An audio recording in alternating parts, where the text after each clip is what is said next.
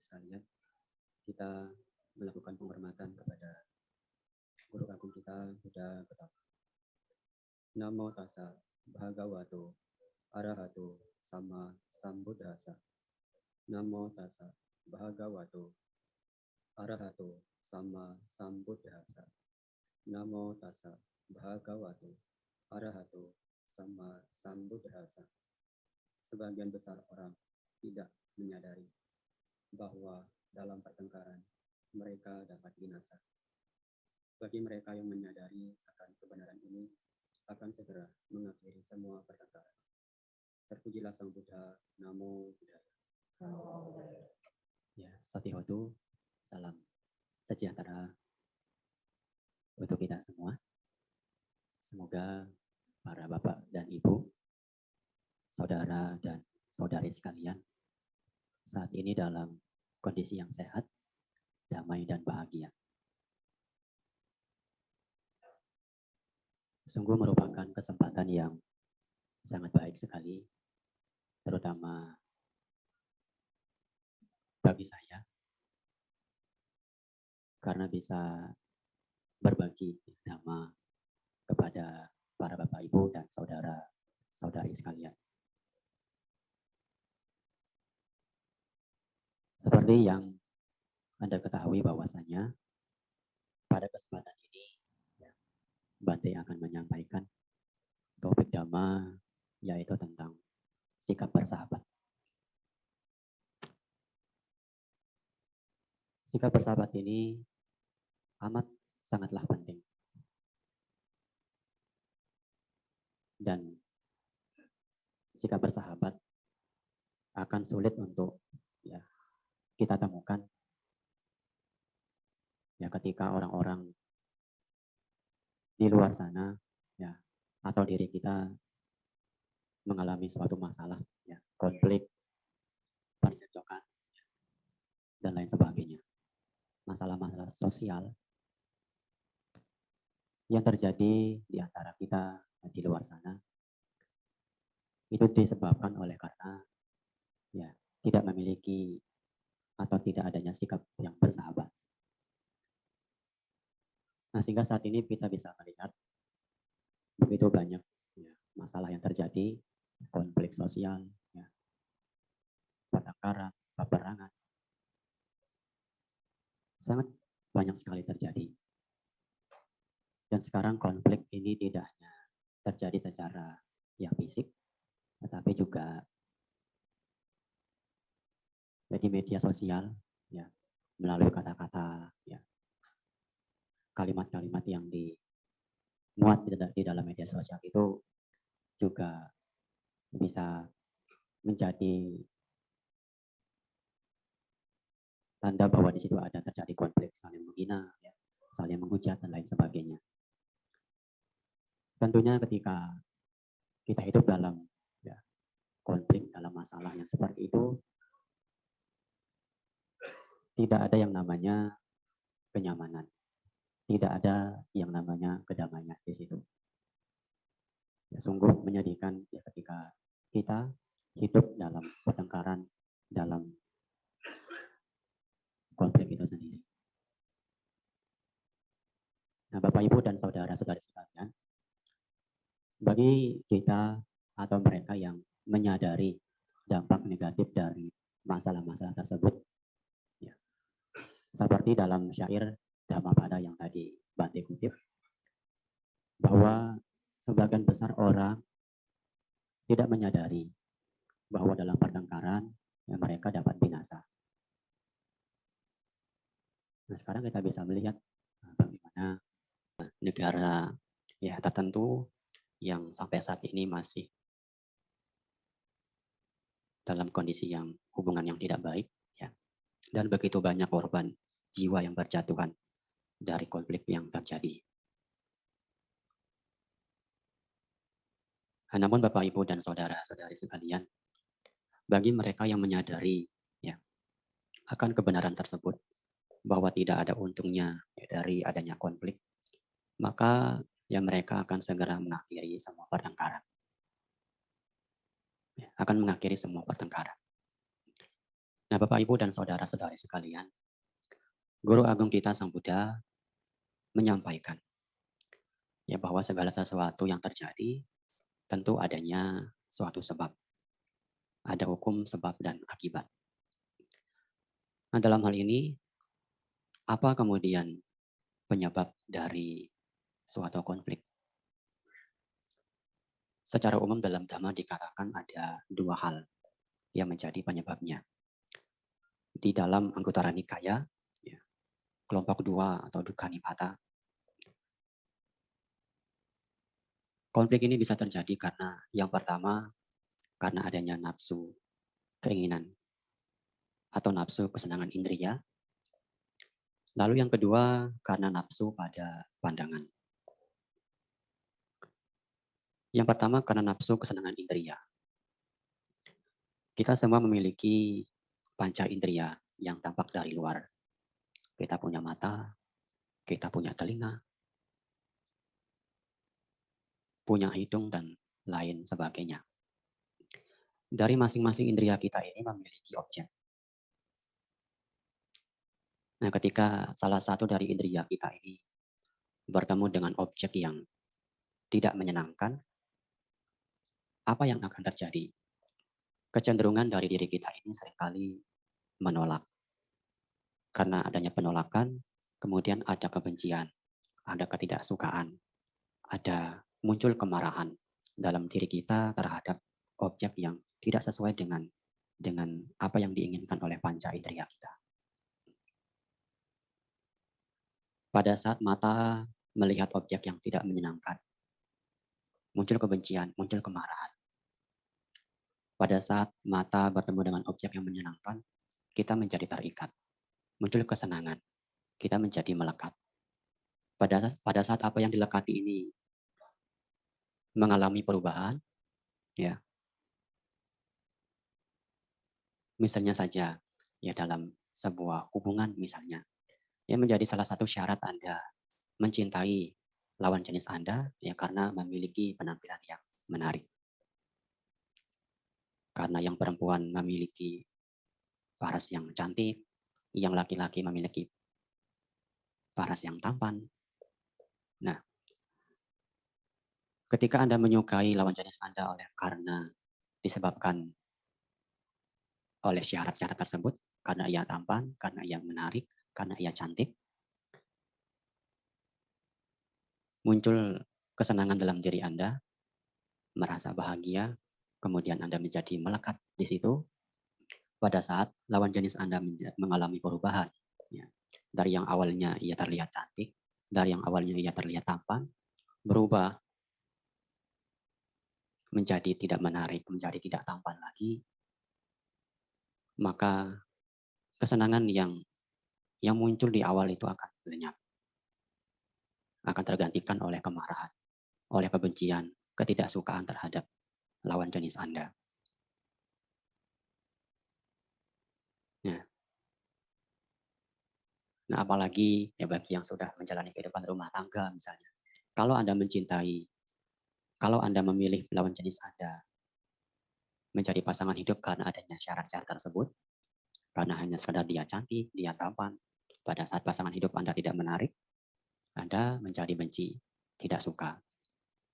Inilah kemudian memunculkan masalah dalam kehidupan rumah tangga Anda. Nah, ini yang pertama. Ya, oleh karena kesenangan pada nafsu indria. Lalu yang apa namanya? Contoh lain ya. Misalnya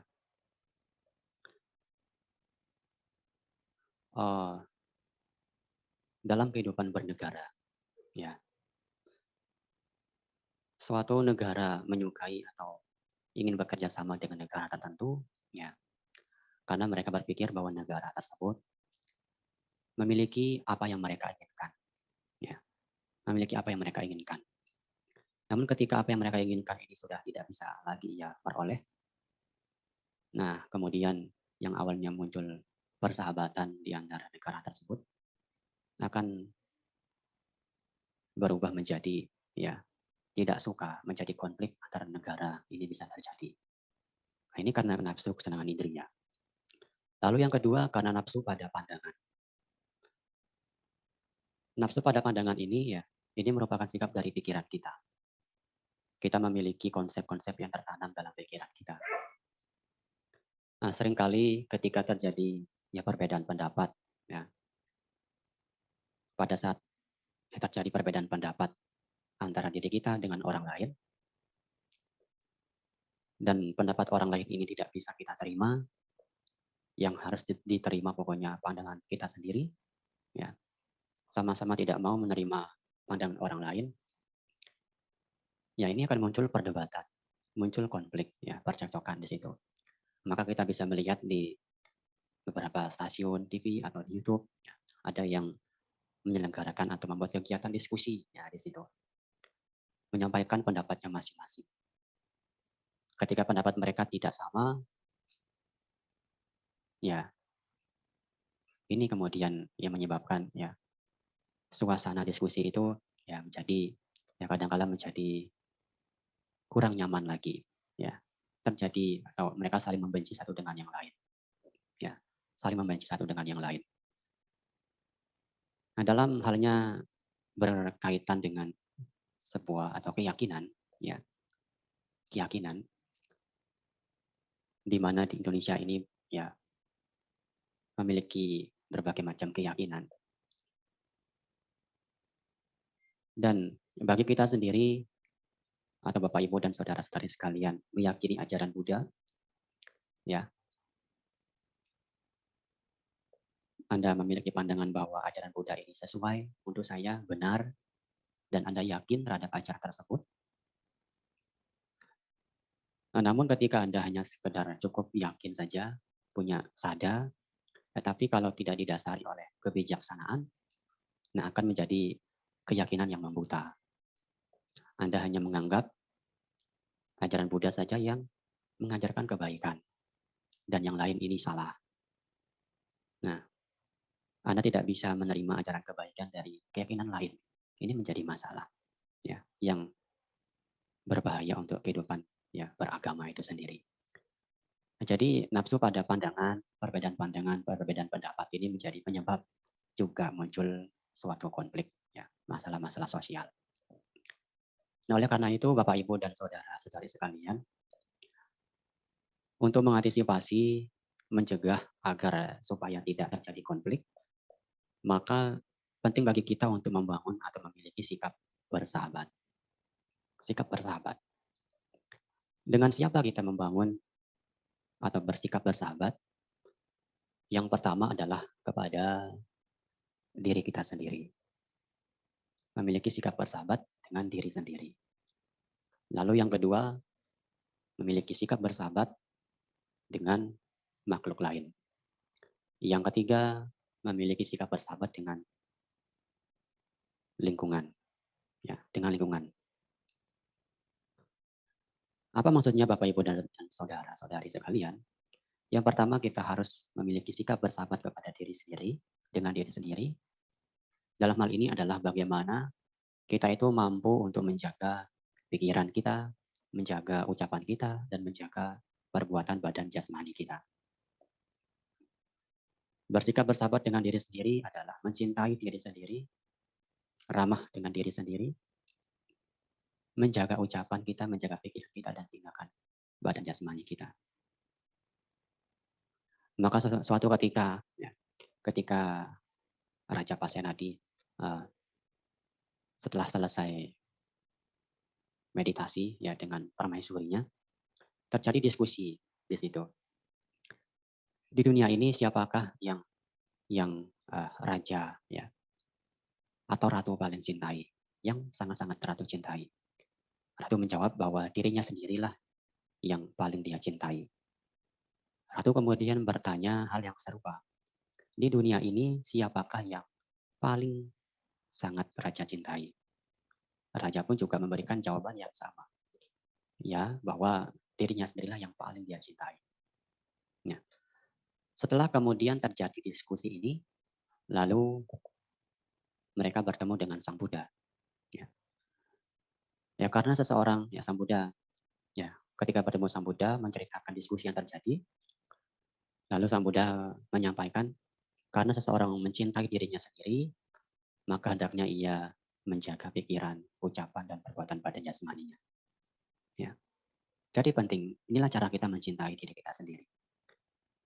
Dengan kita menjaga perbuatan kita, ini menjadi pelindung bagi diri kita supaya tidak melakukan perbuatan-perbuatan yang buruk, dan tentu hal itu bisa merugikan diri kita. Nah, dalam praktek meditasi salah satunya misalnya mengembangkan metta, cinta kasih. Yang pertama, cinta kasih ini dikembangkan kepada siapa? Kepada diri kita sendiri. Semoga saya berbahagia, bebas dari derita, bebas dari menyakiti dan disakiti, bebas dari membenci dan dibenci. Ya. Semoga saya dapat hidup damai dan bahagia. Mengkondisikan diri kita ini bebas dari kebencian, dari rasa ingin menyakiti, ya, dengan tidak membiarkan pikiran-pikiran buruk, ya, kemarahan, kebencian ini muncul dalam pikiran kita, maka secara otomatis kita akan bisa mengembangkan metta, cinta kasih kepada orang lain, kepada makhluk lain. Nah, jadi sangat tidak mungkin kita bisa mengembangkan metta, cinta kasih kepada makhluk lain kalau diri kita masih diliputi oleh kebencian, oleh kemarahan, oleh rasa tidak suka. Maka sebelum kita mengembangkan metta, cinta kasih kepada makhluk lain, hendaknya kita kondisikan diri kita, mencintai diri kita, mengembangkan metta kepada diri kita dengan menghilangkan terlebih dahulu kebencian, kemarahan, rasa tidak suka terhadap dalam diri kita itu sendiri. Kalau kebencian, kemarahan ini tidak ada dalam pikiran kita, secara otomatis kita bisa mengembangkan cinta kasih metta kepada makhluk lain. Ya, kepada makhluk lain. Anda tidak akan bisa memberikan sesuatu kepada orang lain kalau Anda tidak memiliki apa yang Anda ingin berikan. Sangat-sangat tidak mungkin itu bisa Anda lakukan. Maka kalau Anda ingin memberikan sesuatu kepada orang lain, hendaknya Anda atau kita ini sudah memiliki terlebih dahulu apa yang ingin kita berikan. Ya, apa yang ingin kita berikan.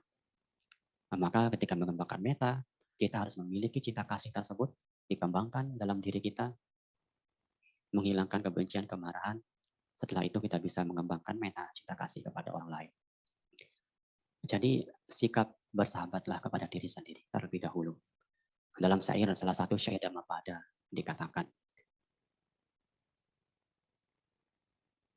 walaupun seseorang dapat menaklukkan beribu musuh dalam beribu kali pertempuran, mereka tidak dikatakan sebagai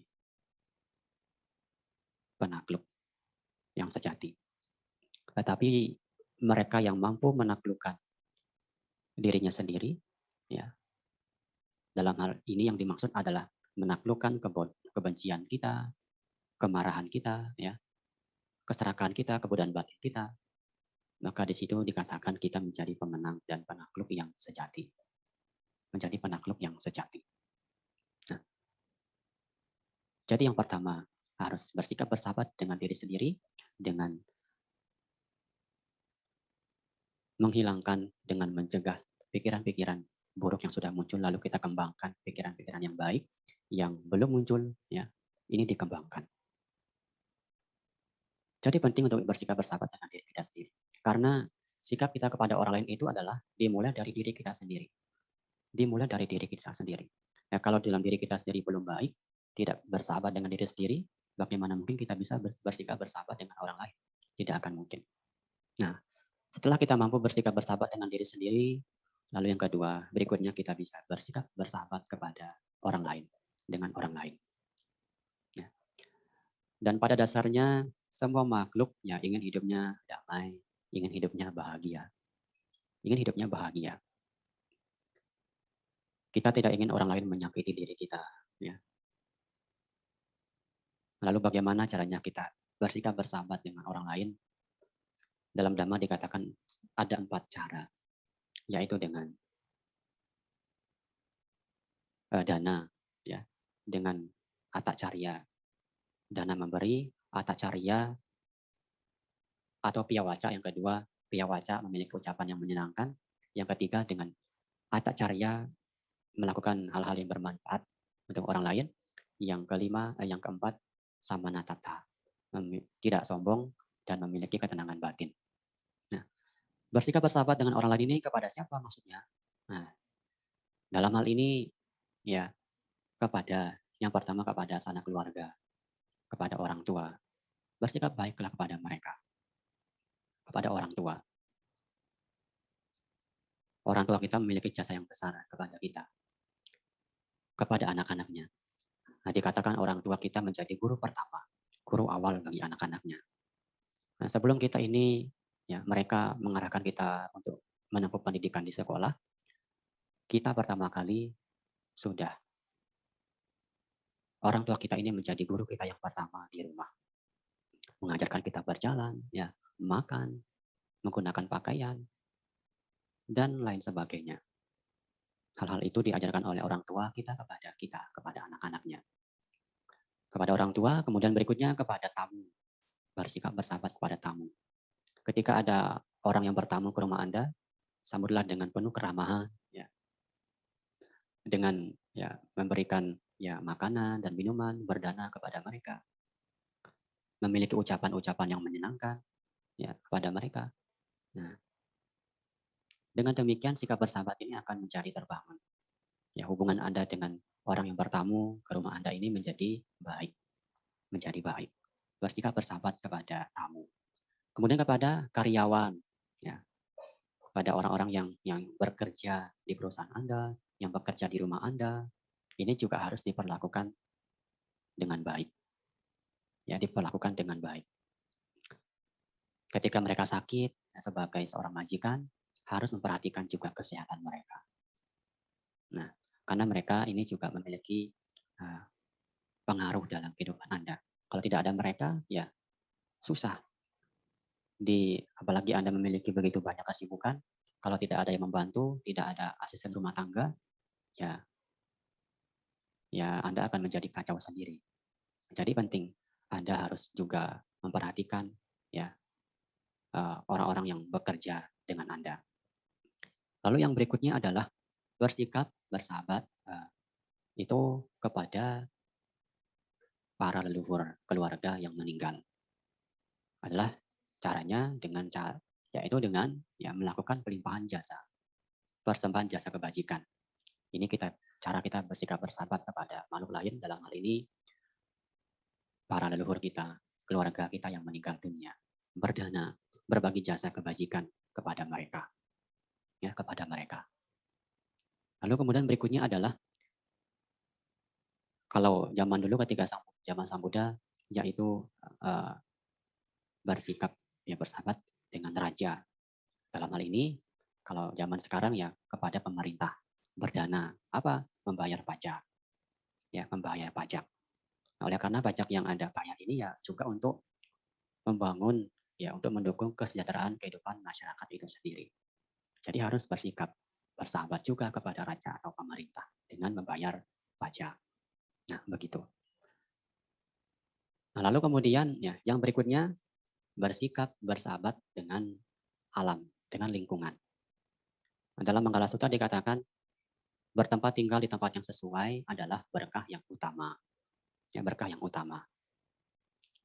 Bagaimana tempat tinggal yang sesuai? Ya, di mana di situ tempatnya bersih, ya, nyaman. Nah, kalau sudah bersih begitu, itu akan menjadi tempat tinggal yang baik untuk Anda tempati, ya, untuk Anda tempati. Kalau Anda ya tidak memperhatikan kebersihan di tempat tersebut, membuang sampah sembarangan, ya misalnya, atau juga menebang pohon sembarangan, mungkin ya yang tinggal di desa, di dekat hutan begitu. Ya nanti juga alam ini juga dengan sikap yang tidak bersahabat yang Anda tujukan, maka alam juga akan bersikap tidak bersahabat kepada Anda. Dalam bentuk apa? Akan terjadi bencana alam, akan terjadi ya tanah longsor. Ini terjadi karena kita tidak bersikap bersahabat dengan alam. Ya, tidak bersikap bersahabat dengan alam. Jadi bersikaplah bersahabat dengan lingkungan kita, dengan alam. Ya, ini ya dengan ya contoh sederhana dengan membuang sampah pada tempatnya. Nah ini contoh yang sederhana. Memperhatikan kebersihan tempat tinggal. Nah, bagi seorang biku sendiri berkaitan dengan alam ini ya ada aturannya. Ya. Jadi para biku pun juga ya harus menjaga alam itu sendiri. Bagaimana dikatakan para biku, salah satu peraturannya tidak boleh menebang pohon. Tidak boleh menebang pohon, membuang air sembarangan. Ya. Ini juga tidak boleh bagi seorang biku. Maka ya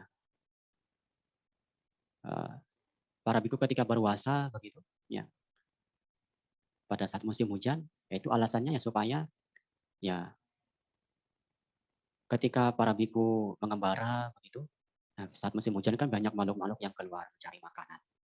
Nah, kalau para biku sampai ketika musim hujan tersebut ya malah mengembara, ya, akan bisa menginjak ya makhluk-makhluk yang keluar mencari makanan. Nah, para biku tidak boleh menebang pohon. Nah, ada sebuah cerita di mana ketika zaman Sang Buddha ada salah seorang biku ingin membangun kuti, tempat tinggal. Ya. Nah, beliau ini malah menebang pohon dan tidak tahu bahwa di pohon tersebut ternyata ada makhluk yang juga tinggal di sana. Yang terjadi kemudian apa? Makhluk ini menjadi marah karena Bante ini melukai anaknya. Tapi itu Bante ini tidak mengetahui hal tersebut. Makhluk ini menjadi marah dan ia ingin membunuh Bante tersebut. Tetapi kemudian bisa mengendalikan diri dan berpikir bahwa takutnya perbuatannya ini akan ditiru oleh makhluk yang lain. Ya. Akan ditiru oleh makhluk yang lain. Jadi beliau ini tidak jadi untuk menyakiti Bante tersebut. Lalu kemudian bertemu dengan Sang Buddha, makhluk ini bertemu dengan Sang Buddha dan memuji bagaimana makhluk ini mampu mengendalikan diri yang tidak jadi untuk melukai, tidak jadi untuk membunuh Bante tersebut. Dan kemudian karena makhluk ini rumahnya sudah dihancurkan, dirusak oleh Bante tersebut, Sang Buddha kemudian memberikan izin untuk makhluk ini tinggal di pohon dekat kuti tempat tinggal Sang Buddha sendiri. Ya. Nah, jadi inilah Bapak Ibu dan saudara-saudari sekalian, para biku pun juga sangat penting untuk menjaga alam, bersikap bersahabat dengan alam. Tidak hanya para biku, para perumah tangga pun juga sangat penting. Kalau Anda tidak bersikap bersahabat dengan lingkungan, ya, membuang sampah sembarangan, menebang pohon sembarangan, ini akan mendatangkan bahaya untuk kehidupan Anda sendiri. Maka tempat tinggal yang sesuai yang menjadi berkah yang utama untuk Anda, untuk kita semua, ya tidak akan bisa kita peroleh. Ya, tidak akan bisa kita peroleh. Nah, jadi inilah para Bapak Ibu dan saudara-saudari sekalian, penting untuk kita ya memiliki sikap bersahabat agar ya konflik pertengkaran ini tidak terjadi.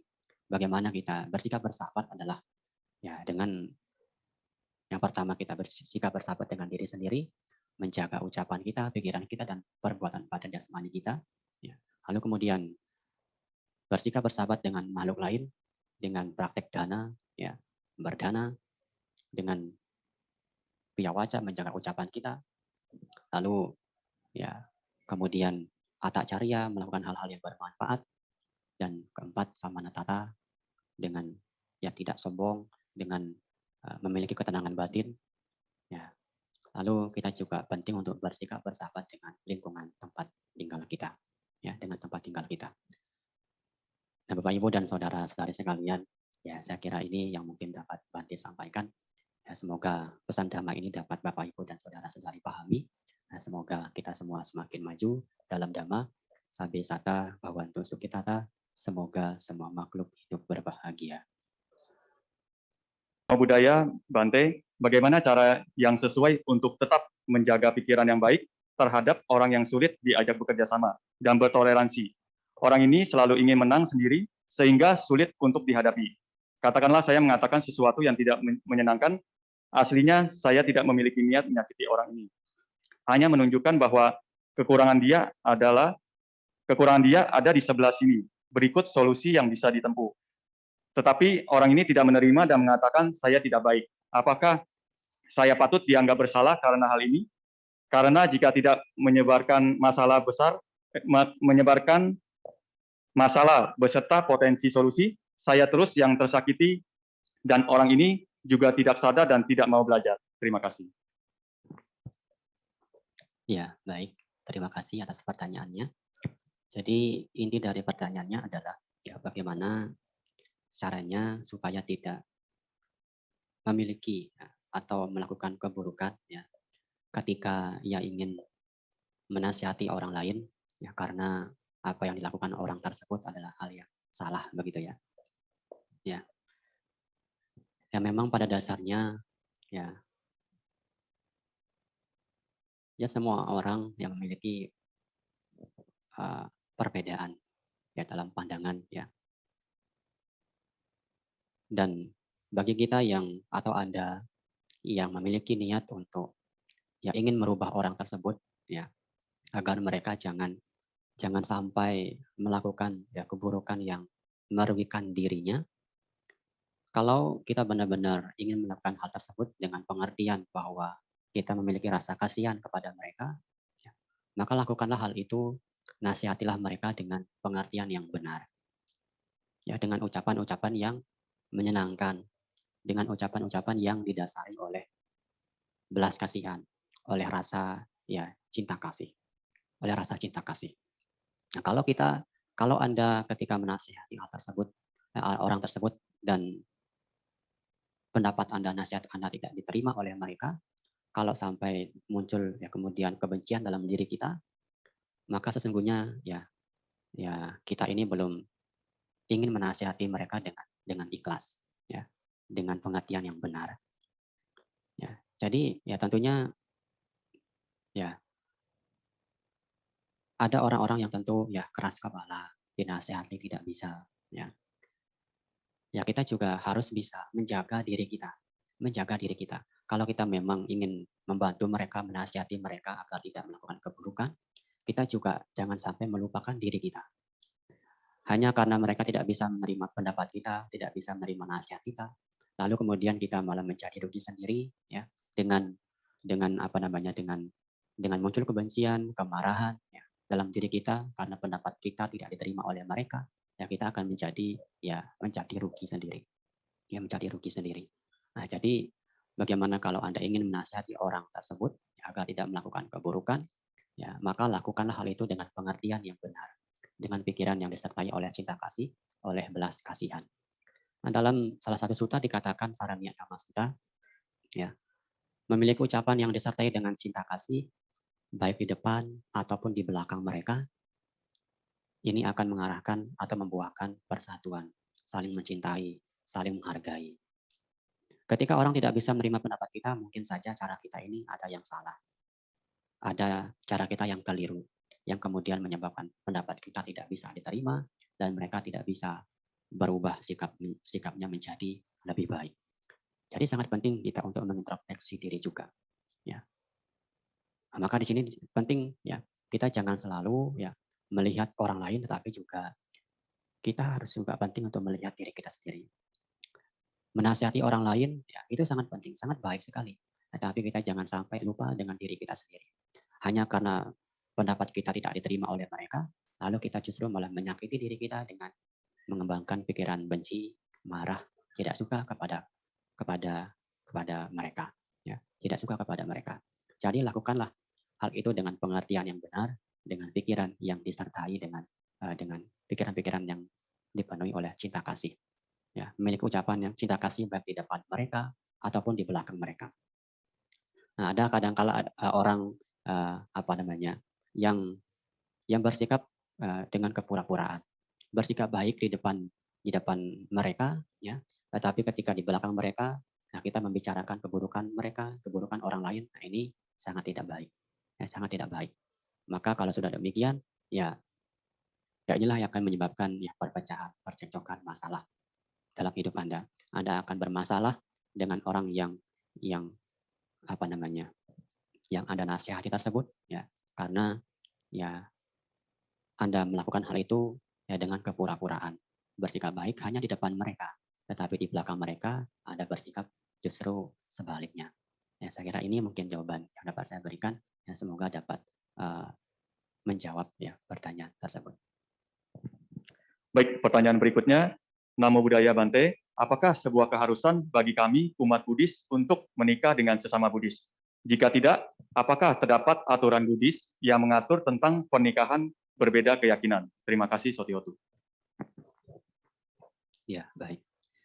Memang dikatakan dalam Dhamma, ya, kehidupan keluarga itu akan menjadi kehidupan keluarga yang harmonis, ya, yang bahagia ketika di antara mereka itu memiliki kesamaan. Dalam hal apa? Dalam hal sada, keyakinan, sila, caga, dan panya, kebijaksanaan. Sada, keyakinan. Ya, ini bukan hanya sekedar sama keyakinan atau agama, tetapi memiliki kesamaan keyakinan, ya, bahwa uh, mereka ini sama-sama yakin, sama-sama saling mencintai. Ya. Kalau yang perempuan tidak yakin bahwa pasangannya, ya, yang pria ini tidak mencintai dirinya dengan sepenuh hati, dan yang laki-laki juga bersikap demikian, tidak yakin bahwa yang perempuan ini mencintai dirinya dengan sepenuh hati. Kalau sama-sama tidak yakin seperti itu, ya kehidupan keluarga ya tidak akan menjadi harmonis. Ya, tidak akan menjadi harmonis. Jadi tidak menjadi keharusan Anda menjalani kehidupan rumah tangga antar sesama umat Buddha. Yang penting apa namanya? Anda memiliki kesamaan ya dalam hal-hal yang baik ya. Ini sudah bisa membangun kehidupan rumah tangga yang baik. Memang idealnya ya sesama umat yang berkeyakinan pada Buddha Dhamma. Tetapi keyakinan di sini, sadar di sini ya tidak hanya menyangkut hal tersebut. Tetapi kalau Anda punya sama keyakinan yakin bahwa pasangan hidup Anda ini memang benar-benar mencintai Anda sepenuh hati, ya itu juga bisa menyebabkan kehidupan rumah tangga Anda menjadi harmonis dan bahagia, ya, dan bahagia. Lalu kemudian berikutnya sila. Ya. Walaupun Anda berbeda keyakinan, tetapi Anda sama-sama ya mencintai makhluk hidup, ya, tidak suka menyakiti, tidak suka yang mencuri, sama-sama menjaga ucapannya, tidak menyakiti satu dengan yang lain, tidak melakukan atau minum minuman keras, begitu, mengkonsumsi obat-obatan terlarang. Nah, kalau Anda sama-sama melakukan hal tersebut, walaupun Anda berbeda keyakinan sekalipun, itu juga akan sangat baik untuk kehidupan rumah tangga Anda, ya, kehidupan rumah tangga Anda. Lalu kemudian berikutnya caga, dermawan. Walaupun Anda berbeda keyakinan, tetapi Anda sama-sama dermawan, suka berbagi, suka berdana. Apakah orang berdana itu hanya agama Buddha saja? Tidak. Umat beragama lain pun juga ada, mereka praktik dana. Ya, juga ada. Nah, kalau Anda memiliki kesamaan dalam hal ini, caga, suka berdana, rumah tangga Anda akan menjadi bahagia, walaupun Anda berbeda dalam hal menganut suatu agama. Lalu kemudian panya, kebijaksanaan. Ya, kebijaksanaan. Anda sama-sama memiliki kebijaksanaan bahwa pentingnya kehidupan rumah tangga itu untuk ya saling membantu satu dengan yang lain, ya, agar kehidupan Anda menjadi lebih mudah. Ketika sang suami ada dalam suatu masalah, keberadaan sang istri di situ sangat penting untuk membantu menyelesaikan masalah sang suami. Ketika sang suami sakit, jatuh sakit, sang istri akan membantu mengobati. Begitu pula sebaliknya. Jadi sama-sama punya pengertian kebijaksanaan pentingnya Anda hidup bersama sebagai suami dan istri, ya, sebagai suami dan istri. Nah, dikatakan kalau Anda ya memiliki 4 hal ini, ya Anda tidak hanya berbahagia sebagai rumah tangga di dalam kehidupan yang sekarang, tapi juga akan menjadi kondisi Anda untuk bersama lagi di kehidupan yang akan datang, ya, yang akan datang. Jadi pentingnya sadar, keyakinan itu tidak hanya berhubungan dengan yakin kepada Buddha, Dhamma, dan Sangha, tapi juga yakin terhadap hukum karma. Ini juga termasuk. Baik yang Anda lakukan, baik pula yang akan Anda peroleh. Buruk yang Anda lakukan, buruk pula yang akan Anda dapatkan. Ya, saya kira ini mungkin jawaban yang dapat saya berikan. Ya, semoga jawaban saya memadai.